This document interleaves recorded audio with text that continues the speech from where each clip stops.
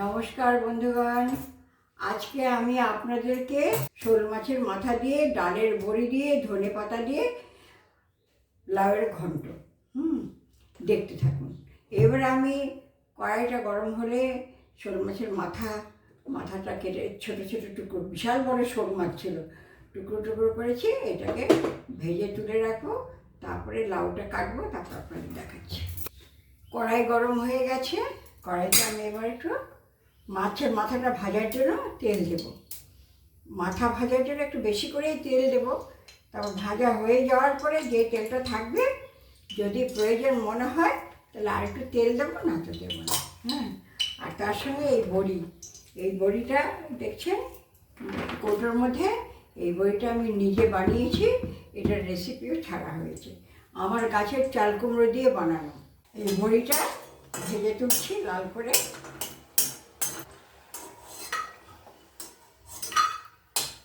বড়িটা লাল করে ভেজে তুললাম।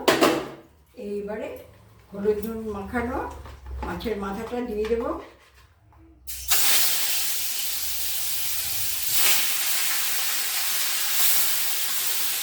এই যে আমি মাছটা নয়, এটা মাছের মাথা। মাছের মাথাটা একটু কড়া করে ভেজে তুলে রাখলাম। এবার আমি লাউটা এরকম ছোট ছোট করে কেটে নেব, এর মধ্যে রেখে তারপরে এই জায়গাটা একটুখানি এমনি করে মাঝখানে একটা টুকরো করে দেবো। তারপরে এটাকে সাইজ মতন করে কাটবো। তারপরে এটাকে আমি সাইজ মতন করে কাটবো, ঠিক আছে। এই যে মাছ ভাজার তেল আছে, তার মধ্যে আর এক পাটি তেল দিলাম। লাউয়ের ঘন্ট বেশি তেল লাগে না। এই জন্য আমি কী করলাম, এবারে হলো তেজপাতা দিলাম, শুকনো লঙ্কা দিলাম, আর এই যে পাঁচফোড়নটা দিলাম। ভাজা হয়ে গেছে, পাঁচফোড়ন লঙ্কা দিয়ে দিলাম।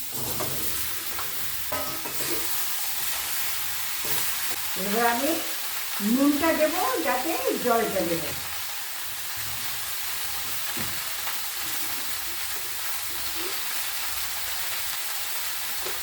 আমি কিন্তু এখনও হলুদ দেইনি, মাছ ভেজেছিলাম তেলের মধ্যে, সেই হলুদটা ছিল।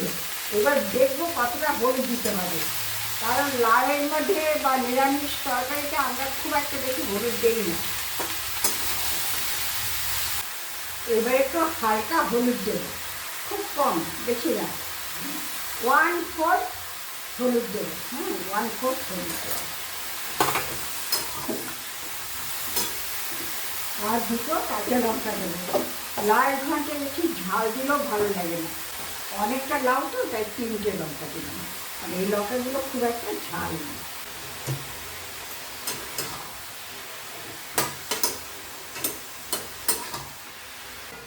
ঢাকা চাপা দিয়ে দিলাম, আর সামান্য একটু আঁচটা কমিয়ে দিলাম, যাতে লাউয়ের নিজস্ব জল দিয়ে রান্না হয়ে যায়।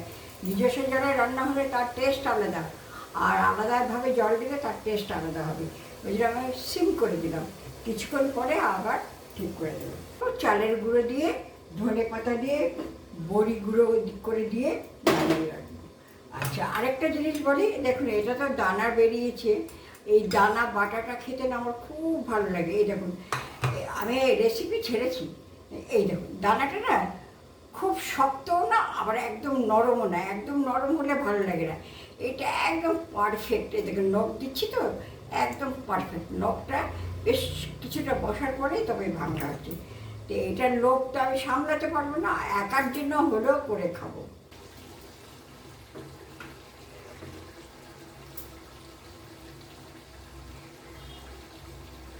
দেখুন কতটা জল বেরিয়ে গেছে, এই জল দিয়েই হয়ে যাবে, আমাকে আর বাইরের জল দিতে হলো না।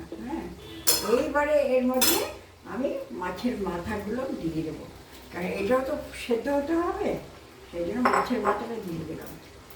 চিনি এখনও দেবো না, চিনি আগে থেকে দিলে একটু দরকচা হয়ে যায়, আমার যা মনে হয়, জানি না, আমাদের বাড়িতে তাই বলতো। তা আমি এবার নামাবার আগে চিনি দেবো।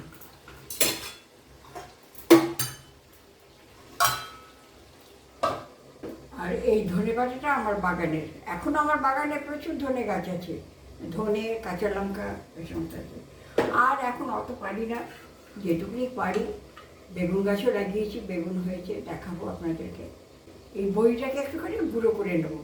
এই বাসনটায় আমি 1 টিস্পুন চালের গুঁড়ো রাখলাম। যদি মনে হয় জল দিয়ে গুলতে হবে তবে গুলবা, যদি দেখে এখানে অনেক জল আছে তাহলে আর জল দেবো না, এমনি ছেড়ে দেবো। আর হলো এই বড়িটা আমি এটা আমরা দিলাম, দিয়ে একটু গুঁড়ো করে রাখলাম। এইবারে দেখি লাউ কতদূর হলো। হ্যাঁ, এইবারে লাউ প্রায় সেদ্ধ হয়ে গেছে। এইবারে আমি একটুখানি মিষ্টি দেবো। লাউতে একটু মিষ্টি না দিলে ভালো লাগে না। আমি 1 টিস্পুন দিলাম। আপনারা যদি বেশি খান তো বেশি দেবেন। আমার একটু সুগারের প্রবলেম বলে আমি মিষ্টি কম দিই। আর যখন আমার নিজস্ব খাবারের মধ্যে আমি মিষ্টি দেই, হ্যাঁ, যেহেতু ভিডিও করছি সেই জন্যই মিষ্টিটা দিলাম। আচ্ছা, এবারে লাউটা একদম টাটকা, কালকেই পেরেছি। কালকে দুটো পেরেছিলাম, একটা রেসিপি করেছি, সেটা একটু কচি ছিল। আর এইটাও টাটকা, একদম টাটকা, মানে কালকেই পেরেছিলাম, আজকে রান্না করলাম। এই যে আমার বিখ্যাত জিনিস, এটা দিয়ে একটুখানি একটু ভিজে দেবো। লাউটা একটু শক্ত হয়ে গেছে, কেন শক্ত হলো বুঝলাম না। কালকে পর্যন্ত কচি ছিল, আজকে শক্ত হয়ে গেল। নিজের গাছের জিনিস শক্ত হোক আর নরম হোক, তার টেস্টই আলাদা। এবার আমার লাউ সেদ্ধ হয়ে গেছে, আমি হাত দিয়ে দেখছি একটু যে খাওয়া যাবে কিনা। হ্যাঁ, গলে গেছে, এই হাতে গলে গেছে, এই দেখুন একদম গলে গেছে। এটাকে এবার আমি চালের গুঁড়োটার মধ্যে জল দেওয়ার প্রয়োজন হবে না, কারণ অনেকটাই জল আছে। সেই জন্য আমি কী করবো, চামচের সাহায্যে অল্প অল্প করে ছাড়বো আর নাড়বো, অল্প অল্প করে ছাড়বো আর নাড়বো। অল্প করে ছেড়ে নেড়ে দেবো, সাথে সাথে নাড়তে হবে না তো দলা কাটিয়ে যাবে। সাথে সাথে না নাড়লে না দলা কাটিয়ে যাবে। সাথে সাথে নেড়ে দিলাম। এইবারে একটু ধনে পাতা দেবো, এগুলো সব ধোয়া, হ্যাঁ, কোনো অসুবিধা নেই। ধুয়ে ফ্রিজে রেখে দিয়েছিলাম তুলে। একটু ধনে পাতা দিয়ে দিলাম।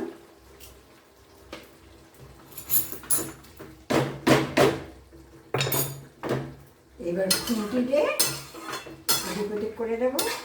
তারপরে বড়িটা, এই যে বড়ি ভাজাটা গুঁড়ো করেছি সেটা দিয়ে দিলাম।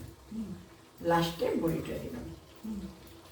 আচ্ছা, হয়ে গেল আমার শোল মাছের মাথা দিয়ে লাউয়ের ঘন্ট। এই যে দেখুন একদম সুন্দর হয়ে গেছে, বেশি ঝোলও নেই, মাখা মাখা হয়েছে।